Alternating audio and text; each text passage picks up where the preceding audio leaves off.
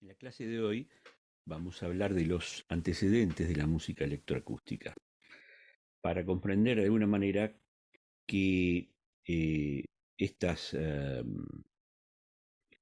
búsquedas ya vienen encadenadas con procesos anteriores. Podemos plantear como tres vertientes. Por un lado, la aplicación del conocimiento acústico para la exploración artística del timbre, que como vamos a ver esto tiene muchos siglos de desarrollo. Por otro lado, el desarrollo de nuevos instrumentos, eh, algo que se da constantemente.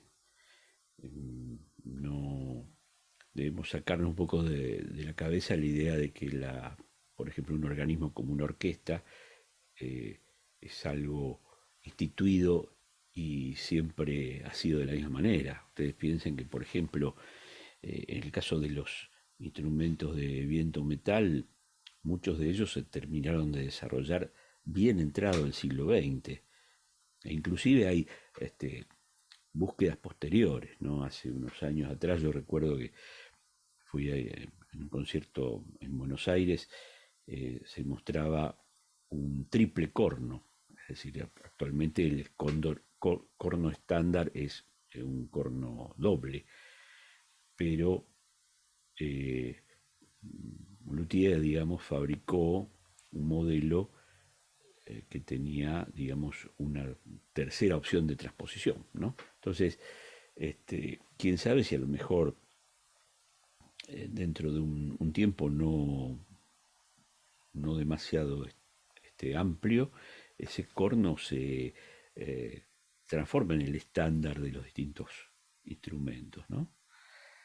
Por ejemplo. Bueno, y habría una tercera vertiente que es aceptar estéticamente el ruido. ¿Eh? Esto también tendría que ver con todos los cambios que, sobre todo en el parámetro altura, se dieron desde fines del siglo XIX y en el siglo XX. eh, el incremento del cromatismo, el abandono del sistema tonal, la búsqueda primero de otros sistemas como puede ser el serialismo, el dodecafonismo, pero también la ampliación hacia espectros inarmónicos con el extremo del ruido, también como posibilidad de incluirlo, digamos, como una categoría nueva, ¿no? Que también ya estaba, porque si uno piensa con los instrumentos de percusión, muchos de ellos producen ruido, ¿no? En el primer caso, también debemos decir que esta aplicación del conocimiento acústico para la exploración artística del timbre eh, tiene mucho tiempo de exploración, digamos, ¿no? Actualmente en la música electroacústica hablamos de distintos métodos de síntesis. Uno de ellos es la síntesis aditiva. La síntesis aditiva, como lo explica esta diapositiva, es una técnica basada en la suma de formas de onda elementales para crear una forma de onda más compleja. Y se basa básicamente en el modelo de el sonido o de la onda de Fourier, eh, donde se puede componer un sonido complejo en una suma de sonidos simples sinusoidales de distinta frecuencia y amplitud y fase, digamos, ¿no? En teoría, con esas tres variables podemos, sumando sonido sinusoidal, podemos llegar a una onda compleja. Ese sería como al revés, ¿no? Eh, en algunas experiencias instrumentales, si bien no parten de sonido sinusoidal, sino de sonidos relativamente simples, se ha trabajado antes de la electrónica este tipo de síntesis aditiva que podemos llamarlo llamarla síntesis aditiva instrumental, ¿no? El caso más claro es el del órgano de tubos, donde podemos tocar en un mismo teclado, activando distintos juegos o registraciones de tubos. Por ejemplo, una melodía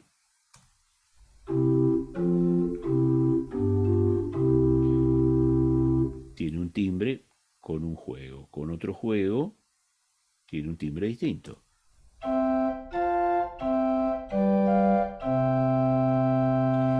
Y luego, cuando el organista utiliza lo que se llaman las mixturas, en este caso estamos combinando estos dos timbres más simples.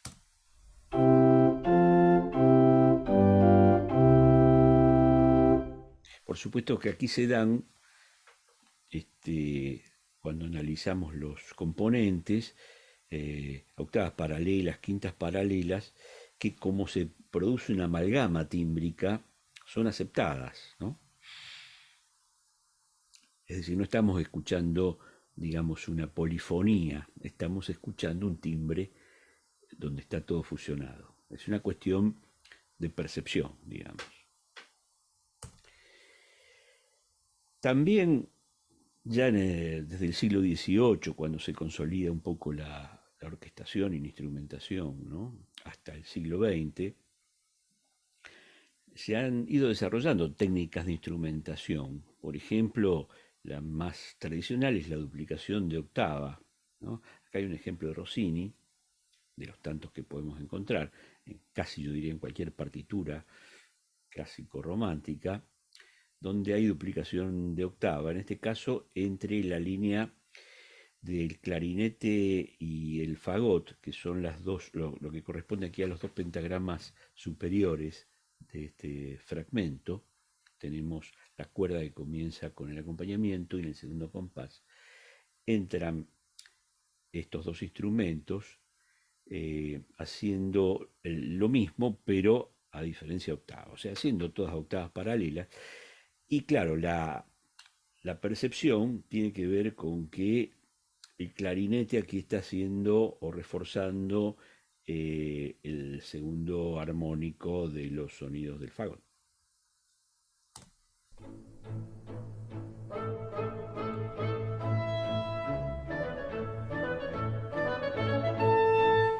Y se percibe una mezcla tímbrica, donde hay una combinación de las cualidades específicas de cada uno de los dos instrumentos. La cuerda también es muy común, la duplicación entre violonchelo y contrabajo, a octavas. Ahí todavía se fusionan más porque tímbricamente son más semejantes, ¿no? En el caso de la madera, que es el grupo más eh, heterogéneo tímbricamente, los paralelismos eh, conservan o obtienen, digamos, una mezcla de los colores de los timbres particulares, en este caso clarinete más fagot, ¿no? Otra experiencia que por ahí podemos encontrar es el unísono, ¿no? La mezcla de unísono, donde al tener ya la misma fundamental, la fusión es mayor. Acá, por ejemplo, Schubert, en este comienzo de su sinfonía, eh, digamos, combina en unísono oboe y clarinete, en un registro particular donde lo que se escucha es un timbre casi nuevo, digamos, ¿no? Que tiene algo de clarinete y algo de oboe. ¿Mm?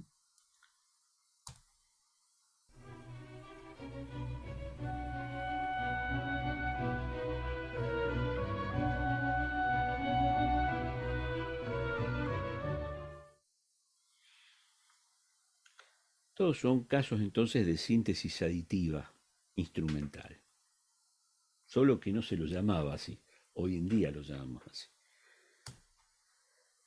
Eh, este es un caso distinto y ya llegamos al siglo XX, es el comienzo de la consagración de la primavera de Stravinsky. Él hace otra cosa, aquí explora registros inhabituales de algunos instrumentos.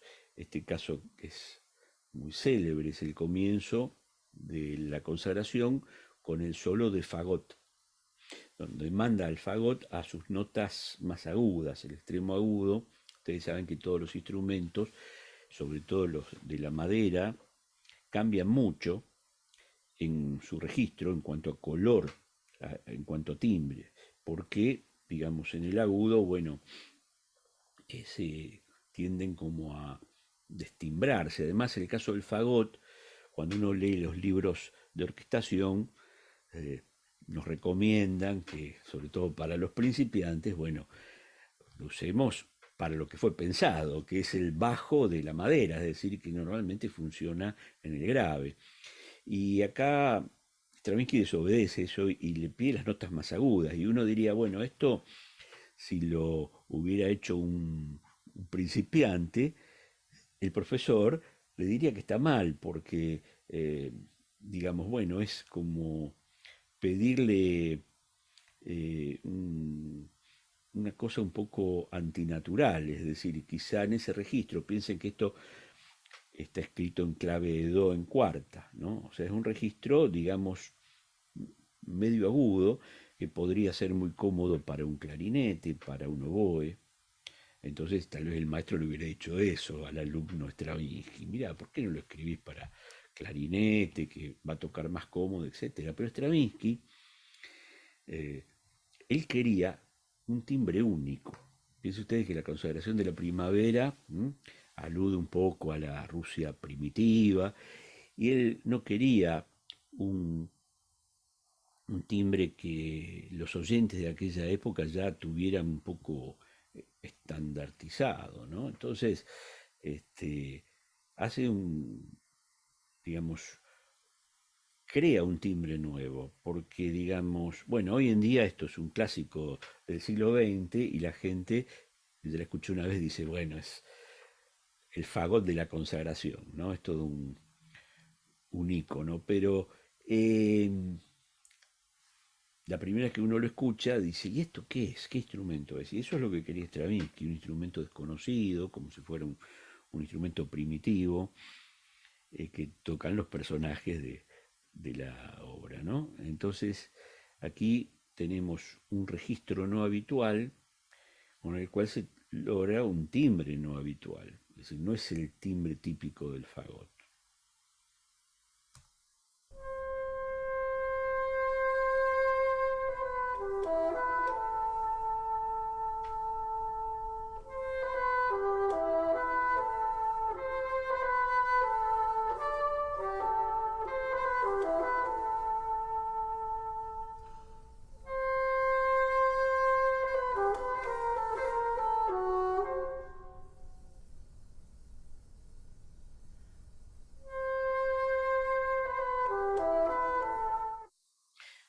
Tiene algo de saxo, qué sé yo, pero es el fagot en su registro sobreagudo, ¿no?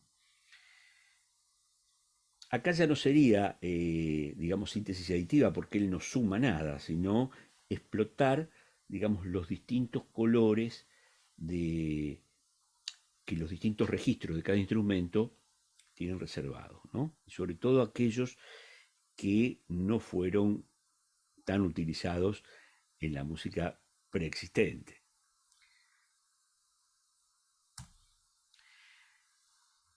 Un paso más, y este sí tendría que ver de nuevo con la idea de la síntesis aditiva, es lo que hace Ravel en el bolero.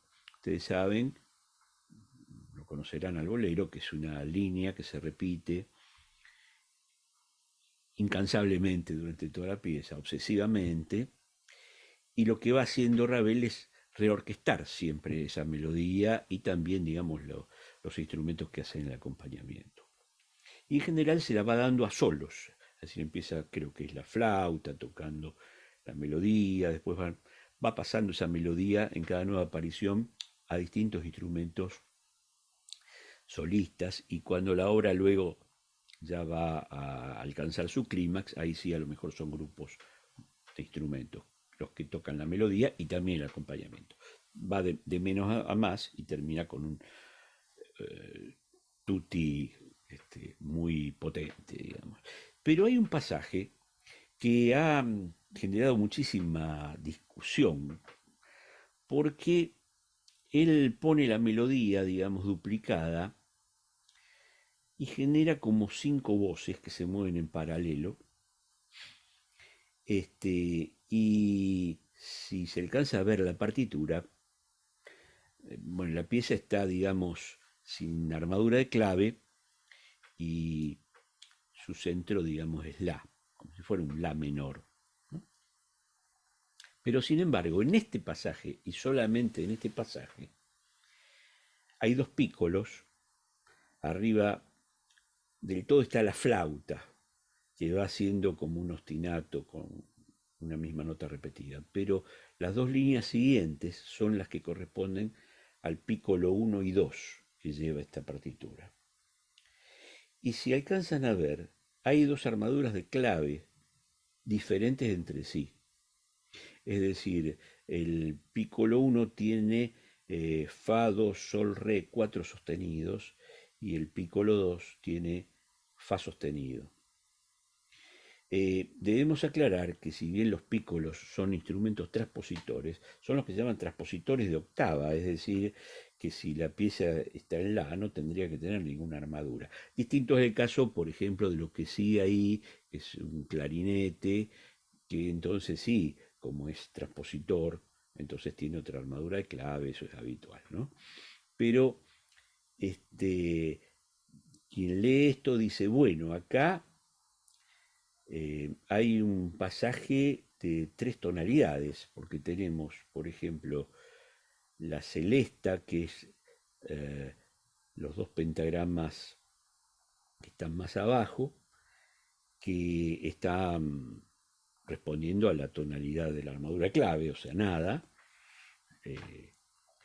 Está el corno, que es en fa, que baja una quinta.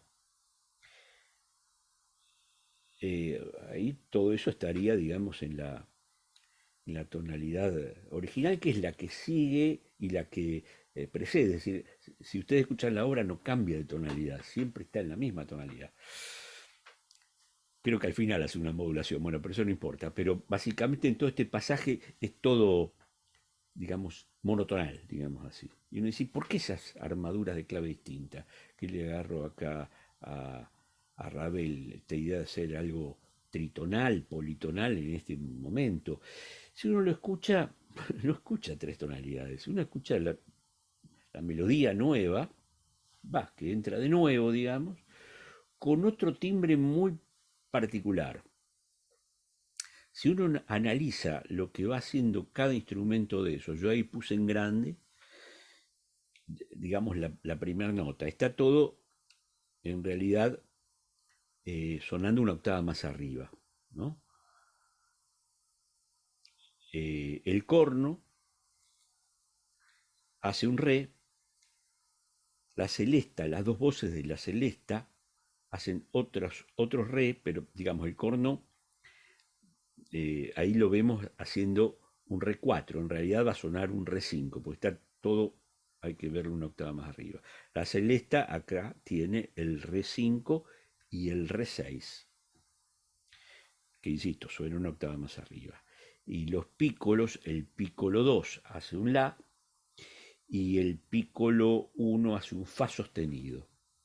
Si miramos todo ese conglomerado de esas 5 fundamentales, tenemos del re del corno a la celesta una octava, de la celesta al pícolo 2 una quinta, del pícolo 2 a la otra voz de la celesta una cuarta justa, y de la celesta al pícolo 1 una tercera mayor. Es decir, son los 5 primeros armónicos de ese re más grave. Es decir, octava, octava justa, quinta justa, cuarta justa, tercera mayor.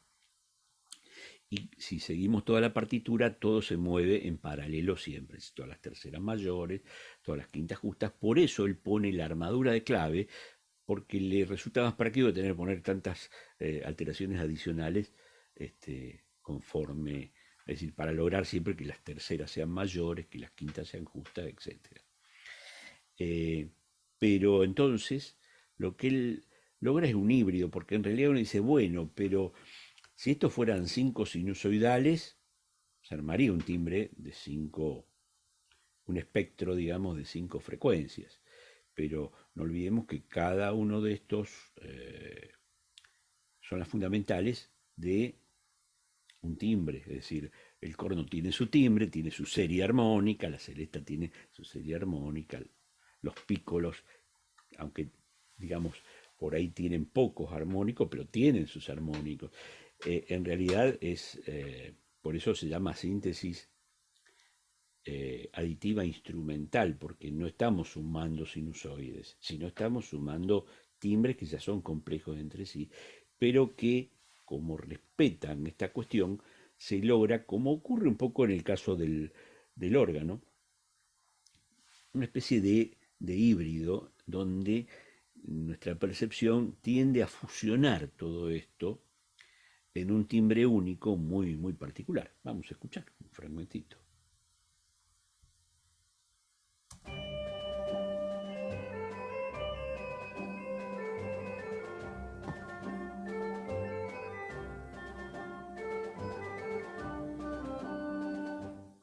¿Mm? O sea que se escucha la melodía, pero se escucha con ese color que le dio todo esto, ¿no? Así que aquí tenemos distintos estadios de las técnicas de instrumentación, llegando ya entonces a las primeras décadas del siglo XX.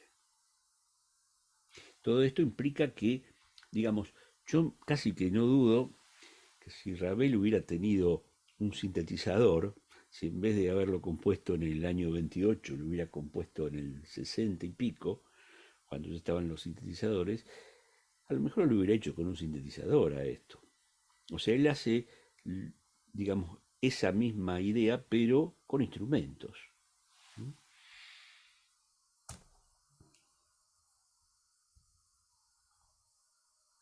Bueno, la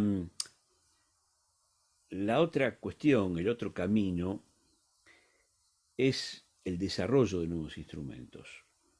Y ahí podríamos, digamos, como antecedentes más directos de la música electroacústica, podríamos hablar de instrumentos como el telarmonium, que a principios del siglo XX fue un órgano eléctrico, fue uno de los primeros, si no el primer órgano eléctrico. Por ahí depende de qué país se discute, digamos, quién lo hizo primero, pero está esta idea con la misma cuestión de crear sonidos complejos por síntesis aditiva, como los del órgano de tubos, pero ya a través de la electricidad.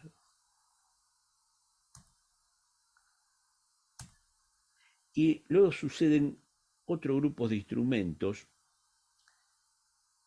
1919 el Telemín aparece, 1928 las ondas Martenot, el Trautonium también en el mismo año, el órgano Hammond un año después, que, digamos, aportan nuevas posibilidades y son los que podríamos llamar instrumentos. El órgano Hammond tal vez no, porque es un reemplazo del órgano de tubos, pero los otros son como instrumentos experimentales, ¿no? No los vamos a ver todos acá, pueden buscarlos en internet, hay información, pero sí vamos a tomar uno nomás, el Telemín, y vamos a mirar un fragmento de un video hecho por docentes chilenos.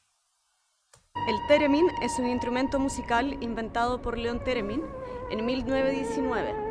Leon Theremin era un físico y un inventor ruso, y aparte de eso él era chelista. Entonces su oído musical y su conocimiento musical permitió que cuando se topó con unos sonidos, cuando estaba trabajando con transporte de gases, descubrió que esos sonidos se podían aplicar a un instrumento musical.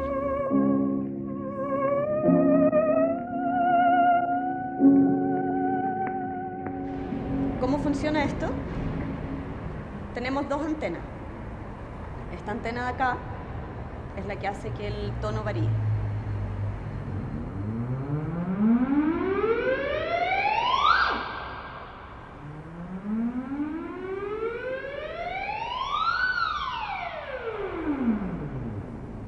casi como que uno bailara con el instrumento. Y la antena de acá es la que hace que el volumen del instrumento aumente o cambie.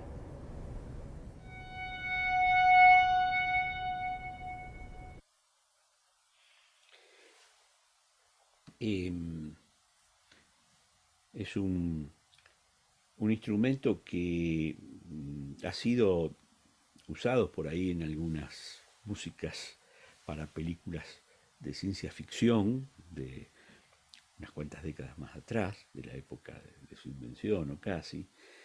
Y también hasta el día de hoy, por ahí van a encontrar en algún lugar algún intérprete de Theremin. Hay algunos grupos de música moderna, digamos, que a veces lo usan como para rescatar esta cuestión. Tiene mucho de gestual y, digamos, el tema es que, claro, es difícil no hacer glissando. Entonces, bueno, el glissando por ahí está muy lindo, pero si todo es siempre glissando.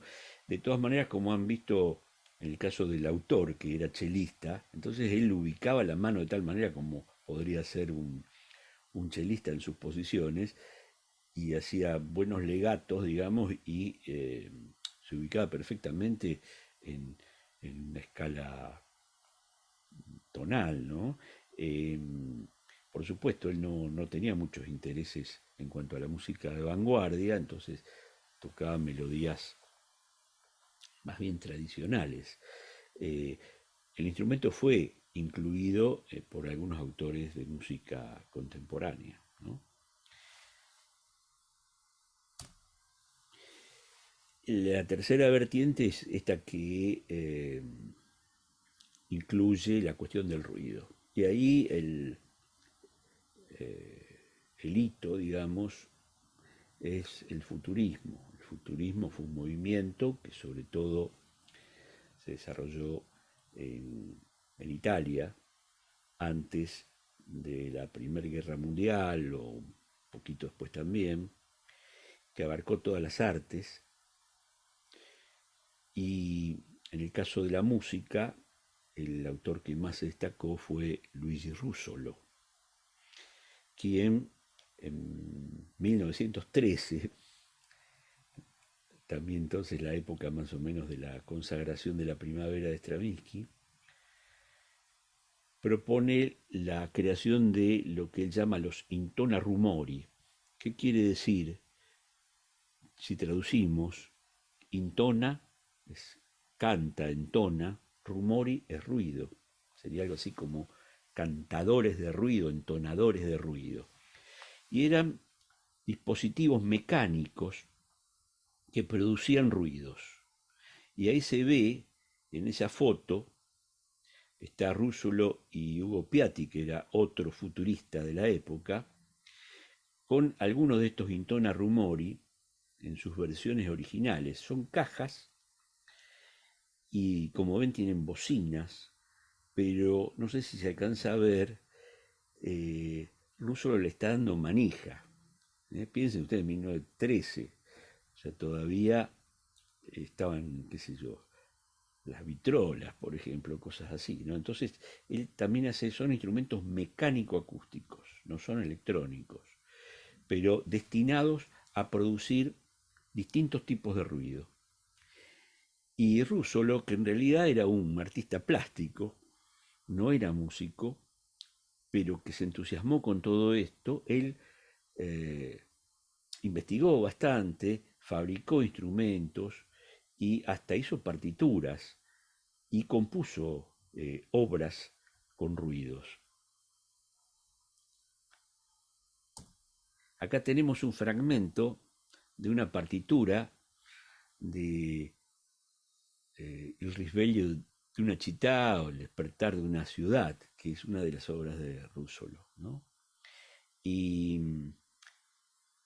de alguna manera va regulando tiempos, o sea, el compás queda subdividido en las, por ejemplo, ahí está, se alcanza a ver, tres cuartos, hay una barra gruesa, que sería la de compás, y una barra más delgada que divide los tiempos. Este tipo de grafía se suele usar bastante, digamos, hasta en la actualidad, con notaciones analógicas, ¿no? Se llaman.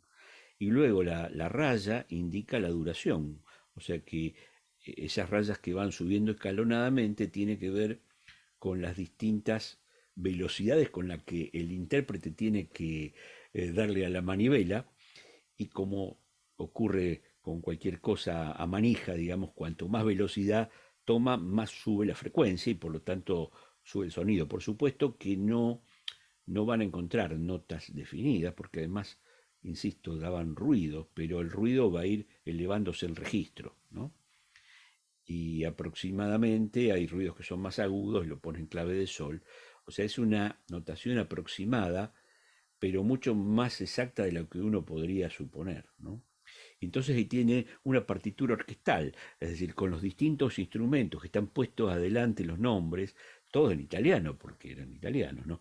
Ululatori, rombatori, crepitatori, es decir, son distintos instrumentos y dónde tienen que entrar, cómo tienen que desplazarse hacia el agudo, hacia el grave, este, e inclusive algún signo dinámico por ahí, ¿no?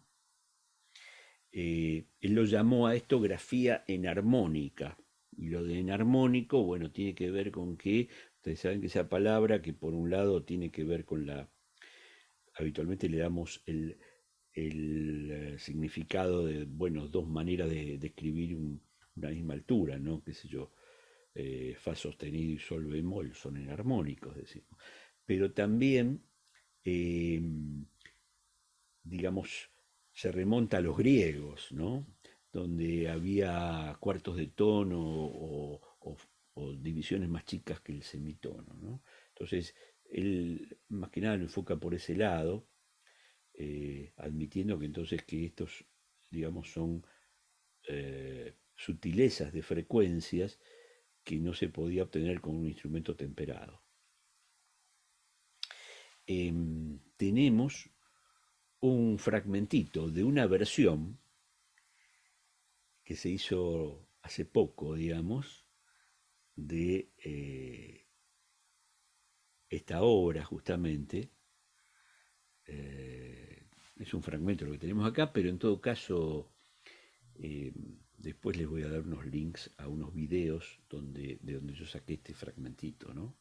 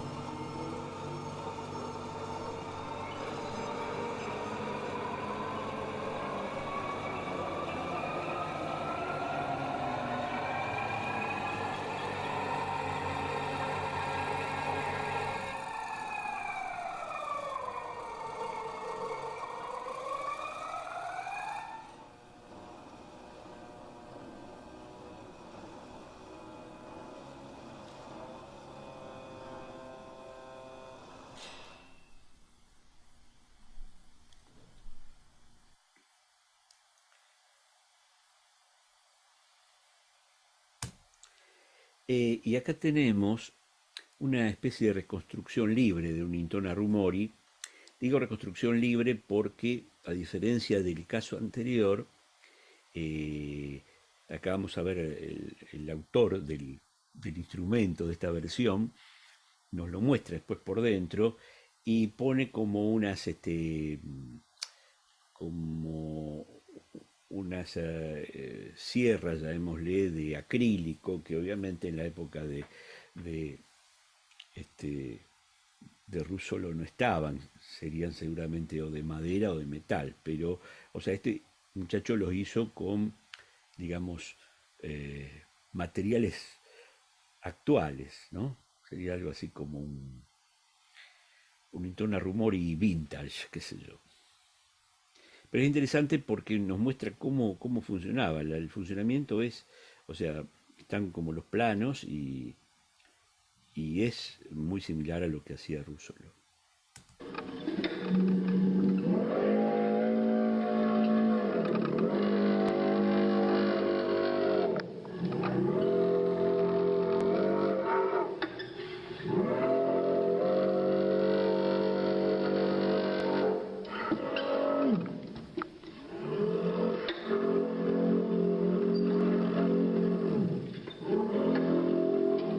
It's interesting how much of a double bass sound you can get.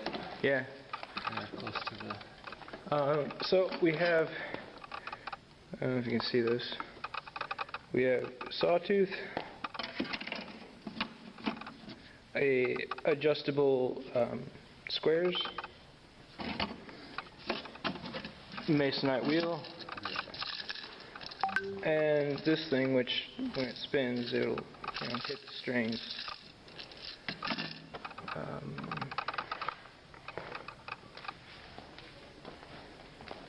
So lever on top tightens the strings, little crank. It has a wheel. The string wraps around the top of the wheel and gets tightened on the swing nut. Yeah. When you move the lever, it tightens the string. That is a tambourine, or it was. Hasta eso último, tamborín, una pandereta, más bien es un pandero, ¿no? O si es una pandereta le sacó las sonajas que se ven ahí, las ranuras. Y hay una cuerda que está tensando y que entonces va también a generar como un resonador o sea, la cuerda vibra y hace vibrar el parche, ¿no? Y le agrega frecuencias, más todas esas otras, esos otros dispositivos que giran, ¿no? Muy interesante esto, ¿no? Y curiosamente uno dice, ¿por qué ahora hacen esto? Bueno, hay como una curiosidad, una reivindicación. Los Intona Rumori, imagínense, en 1913, 1920, eran unos locos estos tipos, ¿no? Y además era una especie de movimiento que tenía algo de político también. Hacían manifiestos, ¿no? Y en esos manifiestos realmente criticaban a la música académica. Este, y bueno, todo eso tiene su encanto también para leerlo, más allá de que uno, hay toda una cuestión, llamémosle, esa crítica destructiva que no adherimos, yo por lo menos, pero sí hay un aspecto muy interesante, ¿no? Es decir, en cierto sentido eran visionarios, antes de llamémosle, de la tecnología electrónica y todo eso, eh, y quizá la cuestión era que esto venía a sumar, no a reemplazar, ¿no? Ellos lo veían más como que había que reemplazar toda la música anterior.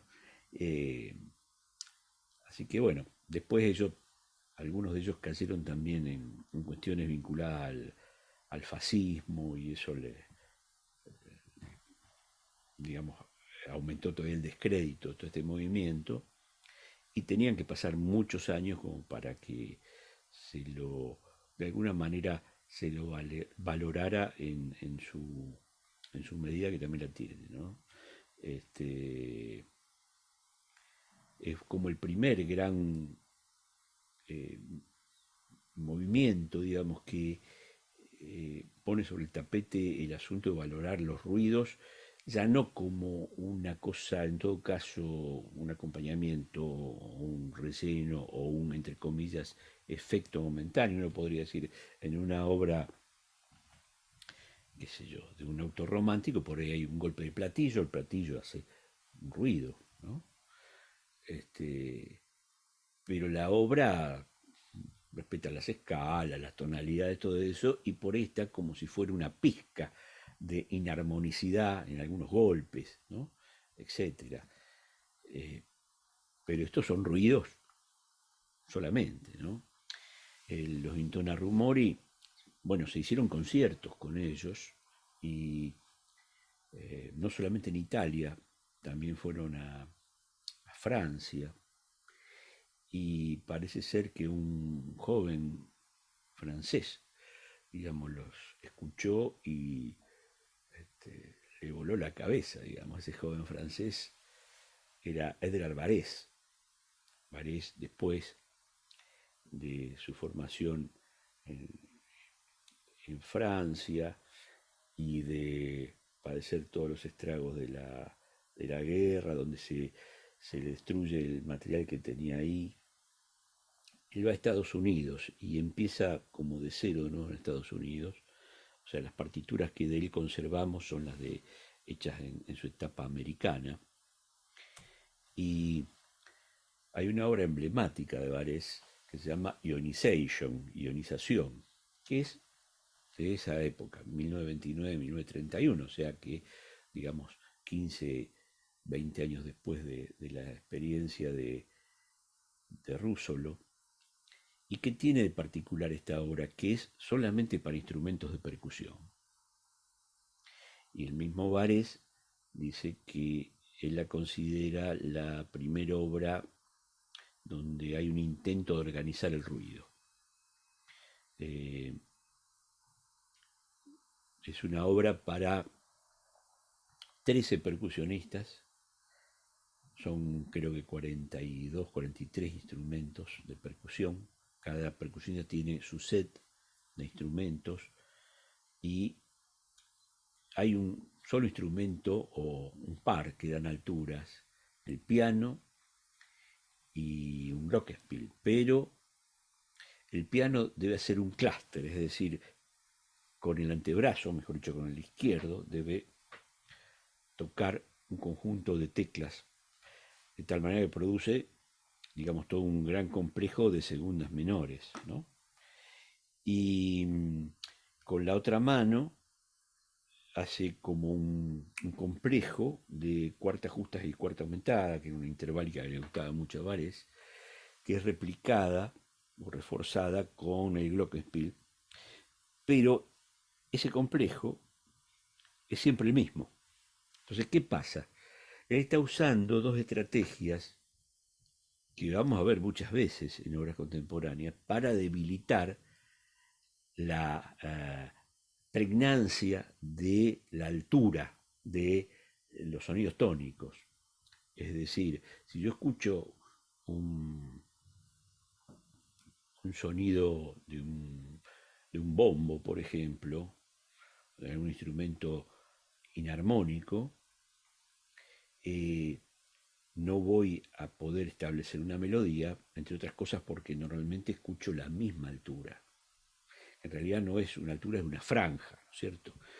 Entonces cuando él repite el mismo complejo, hace que lo tomemos como un timbre a eso, ya no es tal intervalo y tal otro de un supuesto acorde, sino que es un complejo como si fuera un espectro. Lo mismo con el clúster que hace con la otra mano. Entonces, ¿qué logra con eso? Que estos dos instrumentos, entre comillas, tradicionales, se empasten con el resto de los instrumentos de la percusión, que son inarmónicos, ¿no? Un detalle también curioso es que él pone sirenas, sirenas de autobomba, digamos, ¿no? De bomberos. Y si recuerdan el fragmentito que vimos recién de la obra de Russolo, también hay un instrumento que hace como una sirena. En ese momento la obra de Russolo es como que describe un poco el amanecer de una ciudad y bueno, pasa una sirena, ¿no? Y acá también está esa sirena, o sea que hay como una herencia directa, digamos, de esa experiencia de los futuristas en esta obra. eh, y bueno, hay mucho más que decir, pero digamos, esta obra sería algo así como un antecedente directo de la música electroacústica. Acá no hay nada de electricidad. Bueno, en esta versión que vamos a escuchar fueron reemplazadas las sirenas mecánicas de los bomberos del 1920 y pico por sirenas eléctricas, pero que hacen más o menos la misma sonoridad. Pero digamos que son instrumentos en la mayoría mecánico-acústicos, pero que sin embargo están trabajando sobre el timbre y ya no sobre el timbre con espectro armónico como veíamos antes con las cuestiones de orquestación, etcétera, sino con la incorporación del ruido, es decir, los espectros inarmónicos y encontrando una manera de hacer arte con los espectros inarmónicos. Vamos a escuchar aquí un fragmentito nomás, pero después va a estar el link para que puedan oírla toda si no la conocen. Esta es una versión buenísima del ensamble intercontemporáneo de París.